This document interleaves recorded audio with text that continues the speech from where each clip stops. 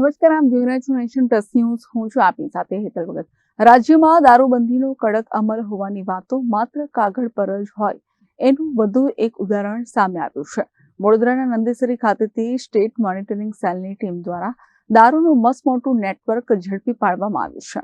સરકાર દ્વારા એક તરફ રાજ્યમાં દારૂબંધીનો કડક અમલ હોવાની વાતો કરવામાં આવી છે, તો બીજી તરફ રાજ્યમાં એસએમસી અને પીસીબી દ્વારા અવારનવાર દારૂના મોટા નેટવર્કનો પર્દાફાશ કરવામાં આવી રહ્યો છે.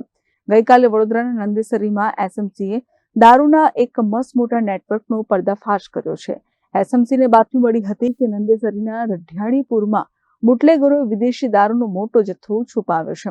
બાતમીના આધારે જ્યારે એસએમસીની ટીમે દરોડા પાડ્યા ત્યારે લાખો રૂપિયાનો વિદેશી દારૂ મળી આવ્યો હતો, જેણે સ્થાનિક પોલીસની કામગીરી પર સવાલો ઉભા કર્યા હતા. અત્રે ઉલ્લેખનીય છે કે છેલ્લા એક મહિનામાં ફક્ત વડોદરા શહેરમાંથી જ એસએમસીના દરોડા દરમિયાન ઘણી જગ્યાએથી લાખો રૂપિયાની કિંમતનો દારૂ મળી આવ્યો છે. સાથોસાથ પોલીસ દ્વારા પણ કરોડો રૂપિયાના દારૂનો નાશ પણ કરવામાં આવ્યો છે. આ હકીકતને જોતા રાજ્યમાં ખરેખર દારૂબંધી છે કે કેમ એવા સવાલો લોકો ઉઠાવી રહ્યા છે. Bureau report, Nation Plus News, Vadodara.